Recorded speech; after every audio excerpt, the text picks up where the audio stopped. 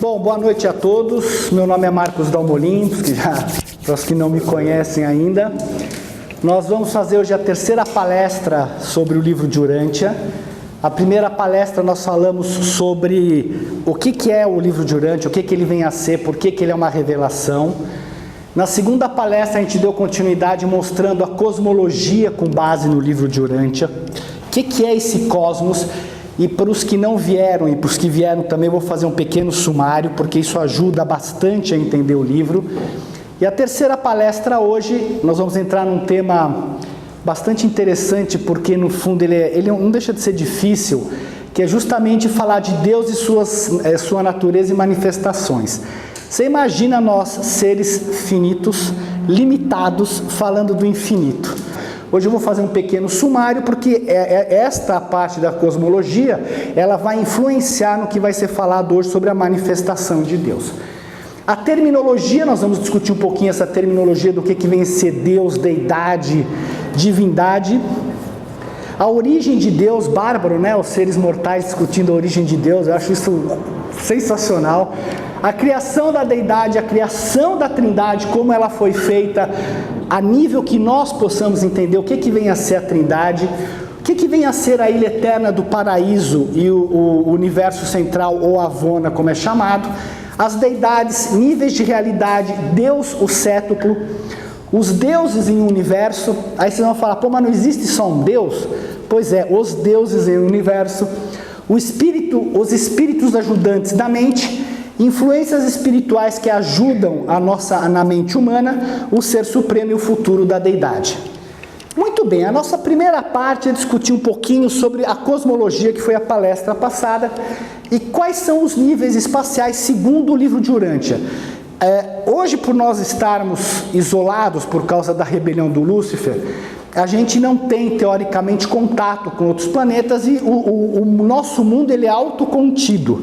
Então a gente pensa que tudo acontece aqui, só estamos nós aqui, que não tem mais vida no universo. É uma coisa super curiosa esse ponto. E o livro de Urântia, ele nos traz uma visão do cosmos muito diferente do que até hoje a nossa ciência conseguiu chegar. E que visão é essa? O livro diz o seguinte, que no centro da criação existe a chamada Ilha do Paraíso. E aí aquela questão, pô, Ilha do Paraíso, isso existe? Pois é, existe. Não do modo como se fala na Bíblia, mas realmente esta Ilha do Paraíso, ela é o centro da criação. E ela é fundamental para a própria física do universo. Porque alguém tem que dar sustentação a tudo aquilo que gira ao redor dela. E o livro nos informa que, partindo da Ilha do Paraíso, no centro do universo, para fora, a primeira coisa que você vai encontrar...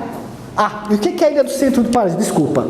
O centro eterno do universo de universos, a morada da deidade. Então Deus mora aqui. Tudo bem que existe o Deus que mora no interior de cada ser humano. Mas a morada física do Pai Universal, da Trindade, ela é localizada dentro de um universo num lugar chamado Ilha do Paraíso. Essa ilha é o maior corpo físico da criação universal. Os reveladores dizem que seria até difícil para nós, como a nossa mente humana, conseguir imaginar o tamanho do que vem a ser essa Ilha do Paraíso. Ela ocupa um lugar físico no universo, mas não depende do espaço nem do tempo. Então ela é atemporal e não espacial. E uma coisa curiosa que ele fala é que todas as criaturas dos 7 superuniversos, se fossem para a Ilha do Paraíso, não ocupariam 4% da área reservada. Então vocês imaginam o tamanho que deve ser esse lugar. Se a gente imaginar que os 7 universos podem comportar até 7 trilhões de planetas habitados, você imagina o que não cabe de gente nessa Ilha do Paraíso. Bom, é o Pai, ele merece. Vindo para fora da Ilha do Paraíso, o segundo ponto que você encontra vai ser o chamado universo central, ou Avona. Eu prefiro falar até Avona, porque vocês vão ouvir muito falar de Avona durante o livro inteiro. E o que vem a ser esse Avona? Essa foto, para mim, esse desenho, essa pintura, é uma das mais belas que eu posso ver em relação a Avona. Porque eles têm 1 bilhão de mundos perfeitos, girando ao redor da Ilha do Paraíso. Então, 1 bilhão de esferas habitadas, perfeita, harmoniosa e eterna. Os seres que nascem em Avona, eles são perfeitos por natureza, eles não têm a característica do bem e do mal, eles não sabem o que é fazer o mal. Quando nós, na nossa ascensão do paraíso, na nossa ascensão no universo, entrarmos em contato com os seres de Avona, as coisas que mais eles querem saber, qual é a sua experiência da fé, do que você viveu, de não saber, de poder distinguir entre o bem e o mal, entre decidir pelo bem e não pelo mal, porque eles não têm esse conceito, eles são perfeitos por si só. Ela é composta por 7 círculos girando no sentido horário. Veja que interessante, a Ilha do Paraíso é estática. Avona, todos os planetas em 7 círculos giram no sentido horário. A gente começa a ver que tudo tem uma física e uma lógica no universo. Saindo de Avona, e tem uma certa distância aqui, nós vamos chegar na localização onde estão os superuniversos. E esses superuniversos é onde se desenvolve toda a criação evolucionária.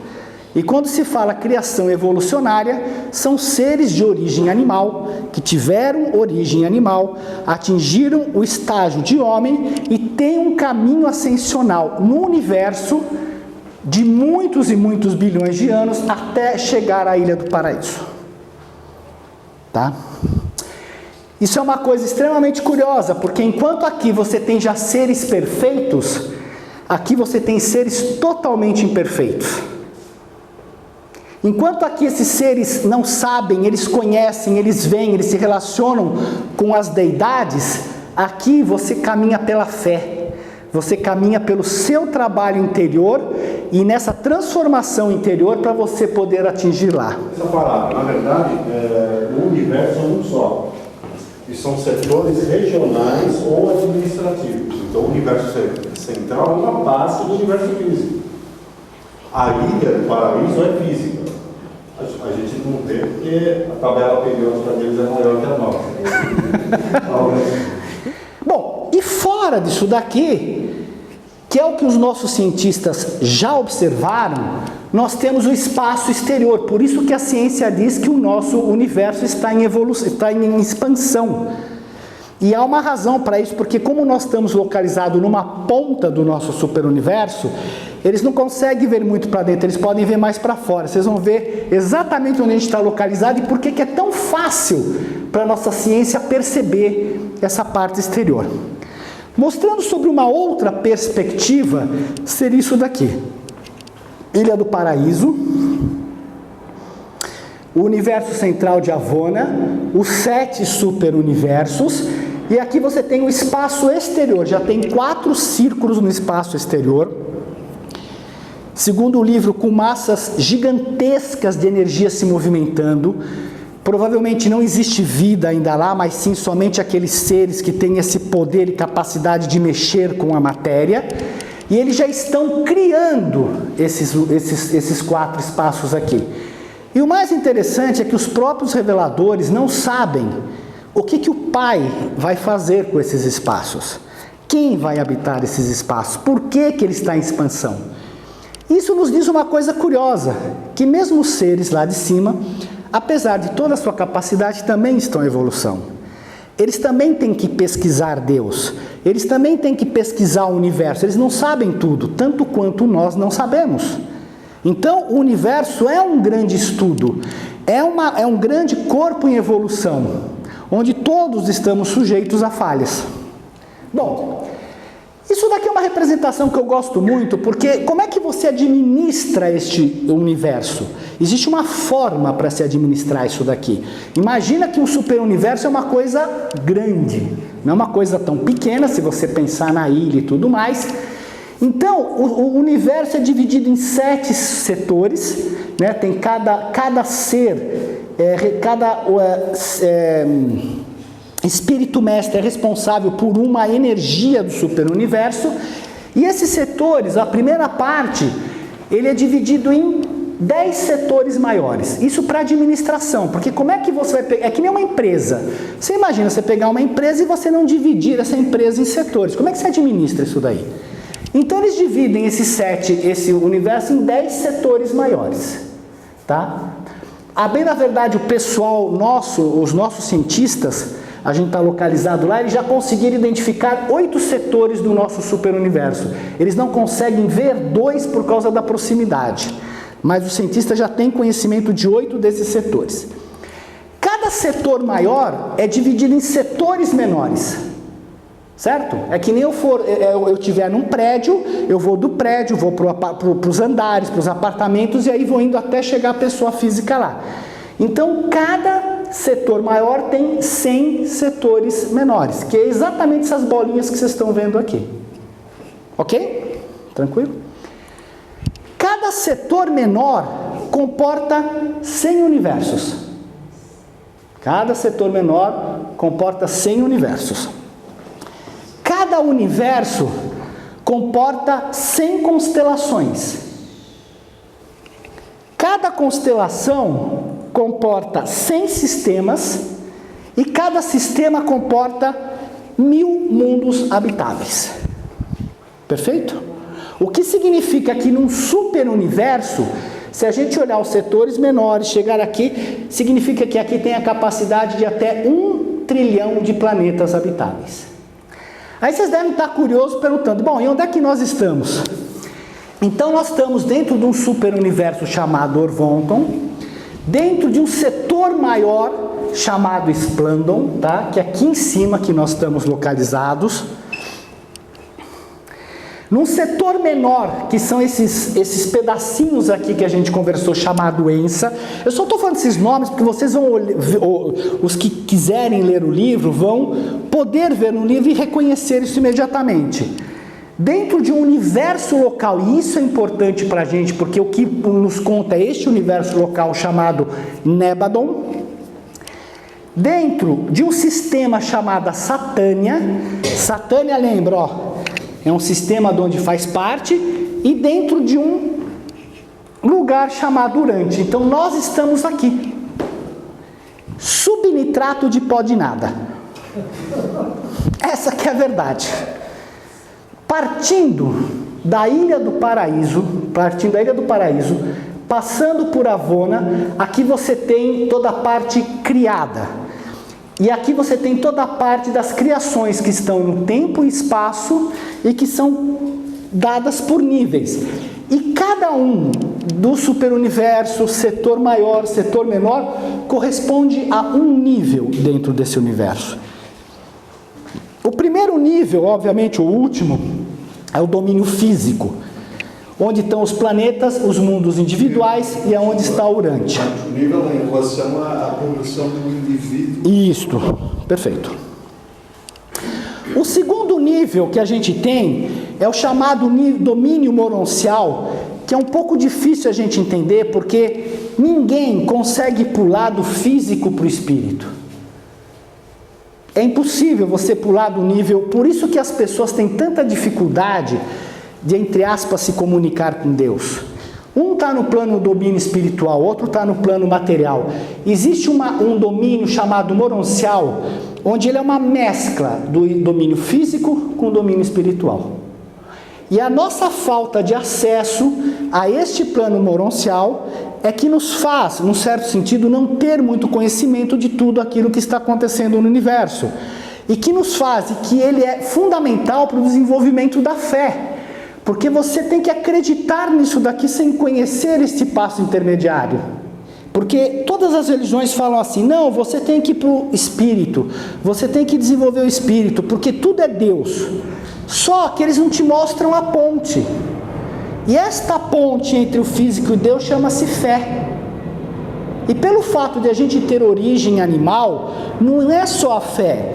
Nós temos que trabalhar este lado animal, desenvolvê-lo para efetivamente nos tornarmos humanos, no sentido da palavra, transformar todo este estado interior, para você depois poder galgar aqui no espiritual. Existe o ser humano, nós temos os chamados círculos psíquicos, que são os círculos onde nós temos que evoluir. E você vai sendo acompanhado, depende do círculo onde você está, você pode pular mundos aqui e chegar até mais aqui em cima. Depois que você morre, né? Se você atingiu, por exemplo, um círculo psíquico bastante elevado, você vem aqui. No final, vou contar a história para vocês, a função nossa é fazer a fusão com o ajustador, a fusão com o espírito. E você só passa para cá quando você fez a fusão com o teu espírito. Porque se você não tiver esse espírito que vem do Pai dentro de você, com esta alma que vem da matéria, você não tem como vir, porque ele é espiritual. Você não tem elementos espirituais dentro de você. E ele ganha uma personalidade experiencial. Porque até a gente também tem dúvida quando você pega, e aí a primeira parte que começa a confundir é quando você pega o primeiro parágrafo da introdução. E ele fala o seguinte, que nas mentes dos mortais de Urântia, sendo este o nome do vosso mundo, quer dizer, ele diz que o nosso mundo chama-se Urântia, né? Existe uma grande confusão a respeito dos significados de termos como Deus, divindade e deidade. Os seres humanos encontram-se mais confusos e inseguros a respeito das relações entre as personalidades divinas designadas por esses diversos nomes, o que é uma verdade. Então, essa é a confusão que diz, e aí ele começa a explicar o que vem a ser deidade. Deidade é a fonte de tudo aquilo que é divino. Então, a primeira coisa não é Deus, é a deidade. A Trindade é a deidade. Eles são o máximo, eles são o mais alto, eles são aquilo que mais elevado a gente possa ter contato, ou possa se manifestar. Então, a deidade é a fonte de tudo, é uma característica invariavelmente divina. Ela, além de deidade, ela é divina. Agora, o que vem a ser divindade? Já quando você fala de divindade, ela é uma qualidade que caracteriza uma deidade. Então ela pode ter o quê? Como criatura, verdade, beleza e bondade. Como personalidade, amor, misericórdia e ministração. Ela é revelada como justiça, poder e sabedoria. Depende do nível que você vê. Mas o importante é que o livro nos ensina que o mais alto de tudo é a deidade. Que a divindade é uma qualidade dessa deidade e que Deus é uma palavra símbolo que designa todas as personalizações da deidade. Qualquer personalização que você fala da deidade, você pode chamar de Deus. Por isso que tem essa montanha de Deus que se fala por aí. Muito bem, e da onde veio tudo isso? Como é que surgiu o universo? Como é que teve a origem dessas deidades, dessas divindades, desses deuses? Então ela vem do que a gente chama a causa primeira de todas as causas. Quem é a causa primeira de todas as causas? Quem sabe? Big Bang. Big Bang. É o Big Bang, mas não...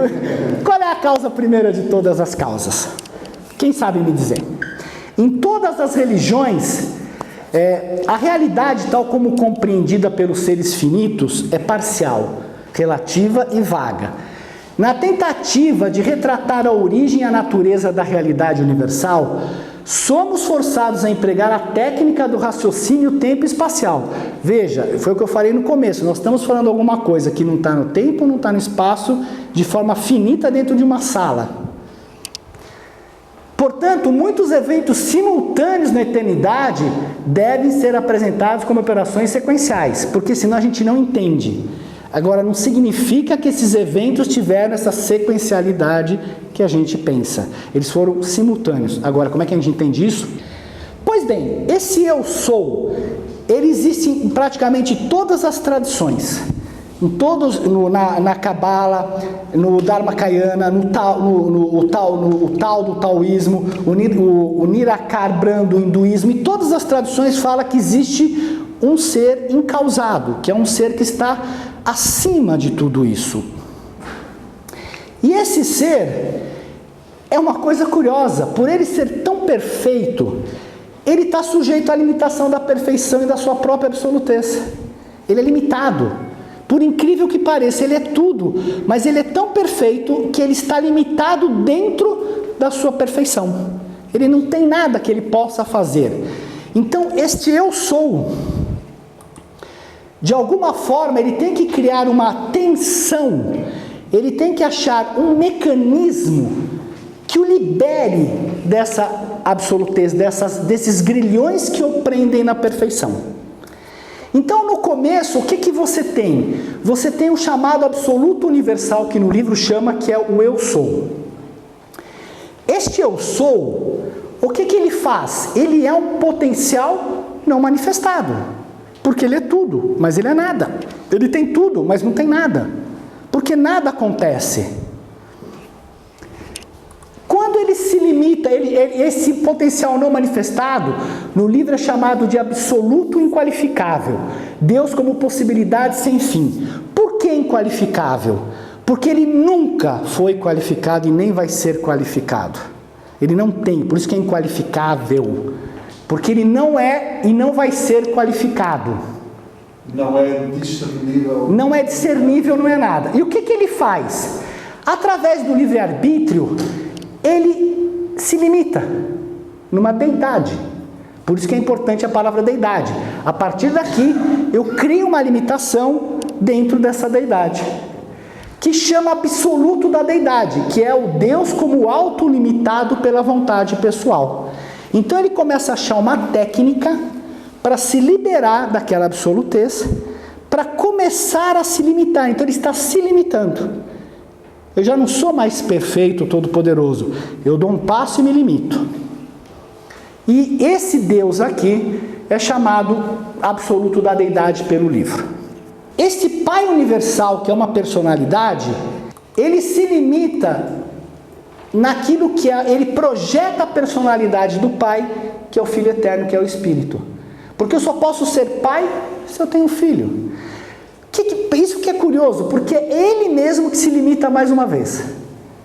Esta personalidade ele projeta uma personalidade, por isso que na Bíblia fala, quem vê o filho vê o pai, porque o filho é a própria personalidade, é o pai personalizado. Então você só chega ao pai através do filho. Isso daqui é o Filho Eterno, que é o Espírito. Quando cria esta tensão, imediatamente, se eles estão num espaço vazio, num espaço sem nada, eles precisam de uma sustentação material. Neste exato momento surge a Ilha do Paraíso. E aí, ao mesmo tempo que ele cria a Ilha do Paraíso, faz o quê? Ele vem o Espírito Infinito, que é o doador da mente. Então esta é a Trindade, é a manifestação da Trindade, que ela mora, vive e nunca se afasta da Ilha do Paraíso. Porque ele é a base. Se eles saírem de lá, é um colapso, acaba tudo. Porque ele é o sustentador. Isso daqui existe por causa desta tensão criada de Pai, Filho e Espírito.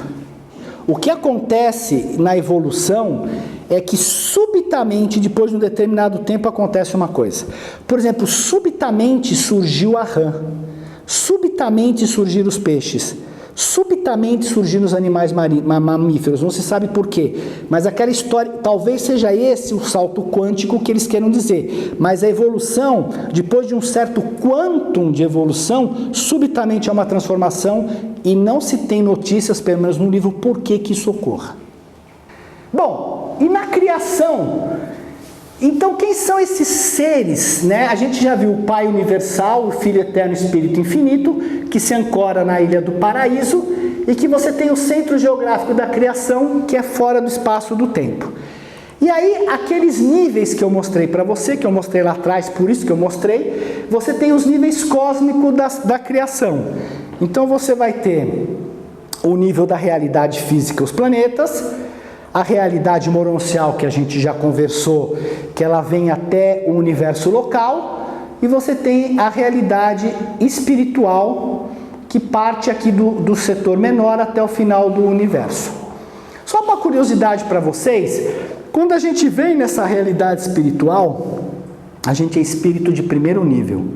Quando você chega diante do Pai na Ilha do Paraíso, você vai ser espírito de sexto nível, não é de sétimo ainda. A gente não sabe onde nós vamos ser espírito de 7º nível. Então olha todo o caminho que você tem daqui até aqui para percorrer para se tornar um espírito de 6º nível. Bom, por que a gente mostrou isso daqui? Porque nós vamos mostrar agora quais os seres que vêm para gerenciar esse universo, que são realmente os deuses, os seres, as personalidades da deidade que vêm para gerenciar esses vários setores da criação, que é Deus e as suas manifestações.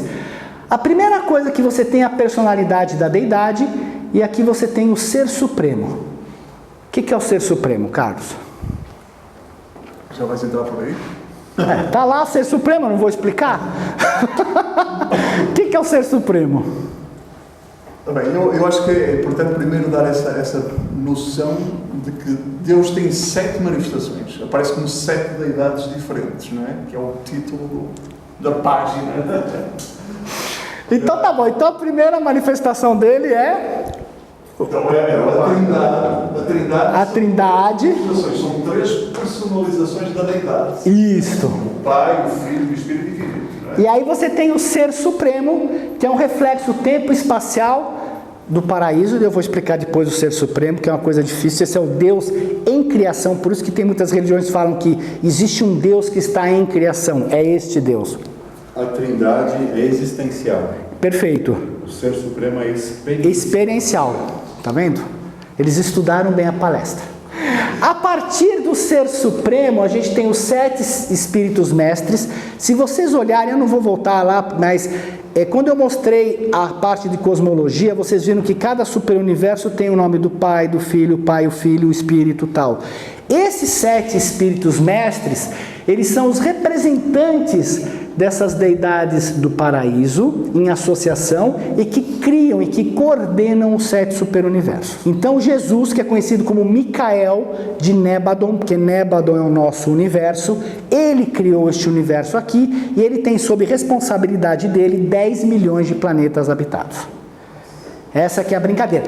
E aí que eu brinco e falo, como a gente está nessa história da rebelião, a gente acha que tudo é aqui, que você encarna aqui, você volta aqui, que Cristo está aqui em cima andando o tempo inteiro olhando pela gente. Precisamos crescer mentalmente e ver que ele tem 10 milhões, 3 milhões e 800 de planetas, de seres para cuidar. Então tem prepostos, tem seres deles que estão aqui, que cuidam, mas não é ele, como ficam dizendo que tem nave com Cristo andando em cima. Não é bem assim, não dá, né? Tem 10 só milhões para cuidar de planeta. Muito bem, esses são os filhos criadores vindo dessa deidade. Isso dá uma amplitude, você fala, nossa, a gente vive numa redoma de cristal, com informações muito tacanhas, e a ciência fala uma coisa, cada religião fala outra coisa. Então, essa que é a função de um livro que se diz uma revelação de época, é ele trazer um pouco de clareza sobre a confusão que reina hoje no planeta. Essa que é a ideia. Bom, quem são os governantes divinos?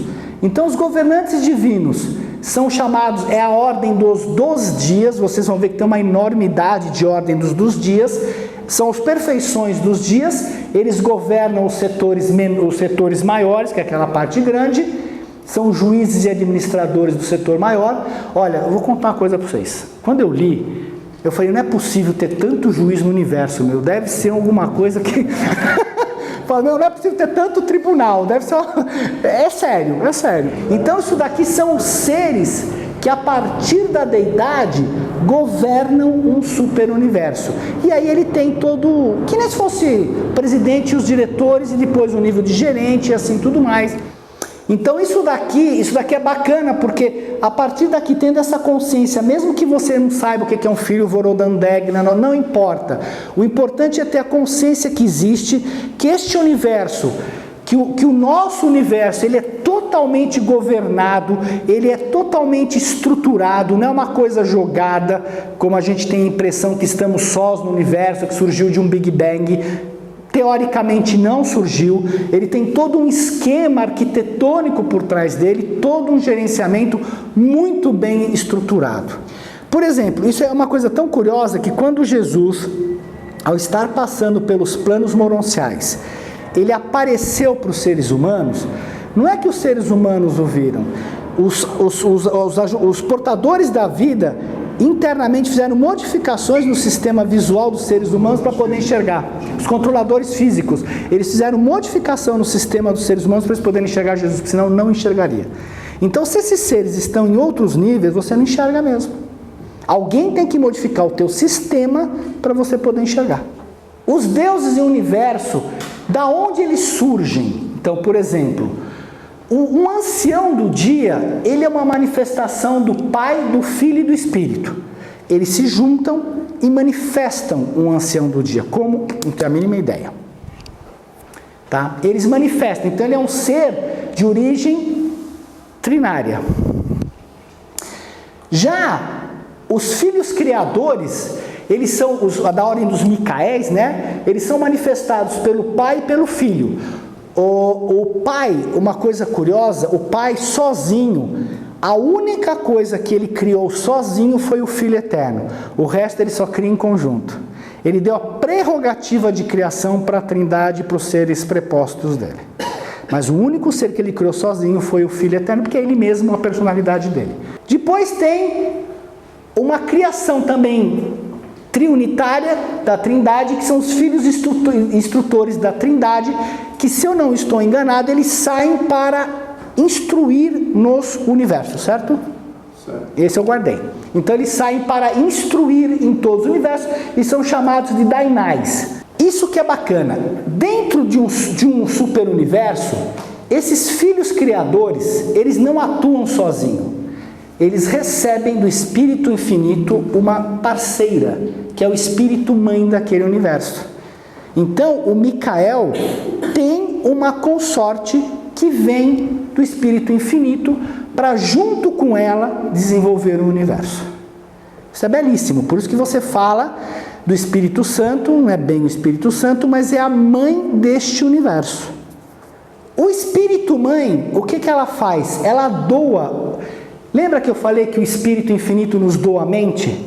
Então, esse Espírito Mãe do universo, ela doa para a gente os 7 espíritos ajudantes da mente. E a gente pensa que a nossa mente trabalha sozinha. Você tem 7 circuitos dados pelo Espírito Infinito para que a gente possa pensar. Como eu falei, não existe mágica no universo. A gente é uma máquina. Tudo que a gente faz tem alguma coisa por trás efetivamente trabalhando nisso. Muito bem, o que são o Espírito Mãe do universo local? O que são esses ajudantes da mente? O primeiro é o espírito da intuição. É o primeiro espírito que tem e ele faz parte do reino animal. O fato de você ter uma percepção rápida, ter instintos, reflexos, senso de direção, isso é um sentido do espírito da intuição. O espírito da compreensão vai te dar a coordenação do conhecimento, a associação de ideias espontânea, o raciocínio rápido. O espírito da coragem vai te dar a fidelidade, a base da aquisição do caráter, a raiz intelectual, a fibra moral e a bravura espiritual. O espírito do conhecimento, a curiosidade, que é o fato do ser humano procurar, e mesmo os animais, eles são curiosos, principalmente gato, né? Onde tem coisa eles vão tudo atrás. Tem o espírito do conselho, que é o impulso social, que é a parte do relacionamento. Isso é uma coisa curiosa porque o ser humano não é naturalmente social. Ele tem que desenvolver este lado. Ele é um ser gregário, mas ele não é um ser puramente social. É uma coisa engraçada isso. O dom da cooperação com a espécie. E aqui, todos esses 5 espíritos, eles são compartilhados entre os humanos e os animais. Se a gente olhar, é fácil você identificar, quer dizer, pelo menos alguns nos animais, e nós temos ele. O que nos diferencia efetivamente dos animais é o espírito da adoração, que é um impulso religioso, que é você poder ter buscar a Deus, e isso é extremamente estimulado pelo espírito que vive dentro de você. Ele usa isso para te pôr foguinho. As pessoas que têm muito foguinho de procurar Deus, é porque ele está lá te cutucando para você ir para frente. Às vezes cutuca demais, viu? E aí a gente quebra a cara. E tem o espírito da sabedoria, que é o coordenador e articulador do trabalho de todos os outros. Então, o que nos diferencia dos animais é isso aqui. E baseado nisso daqui, é muito fácil você começar a entender a esfinge que está lá no Egito, né? Porque você tem o corpo todinho animal, com somente 2 diferenciadores, e você tem na cabeça onde mora o espírito, não é no coração. Por isso que aquela esfinge tem a cabeça animal, tem a cabeça de ser humano, né? Então é isso que nos diferencia, que é uma dádiva da mãe do universo local, para que a gente possa se desenvolver. Que aqui é o seguinte: você tem o campo de crescimento experiencial da deidade, que é a trindade do paraíso, que é a mente cósmica, e o grande universo, que é a matéria. O grande crescimento experimental humano, aqui é experiencial da própria deidade. Nós temos um Deus em formação chamado Ser Supremo. Aqui nós temos um ser em formação chamado Ser Humano. Então aqui nós temos um ajustador, nós temos um espírito ajudante da mente, que a gente viu, e nós temos um corpo humano, que é a matéria. E esses 2 seres aqui, que estão em evolução, através da experiência, este daqui vai formar a chamada alma humana, que eu falei que nós estamos construindo a nossa alma.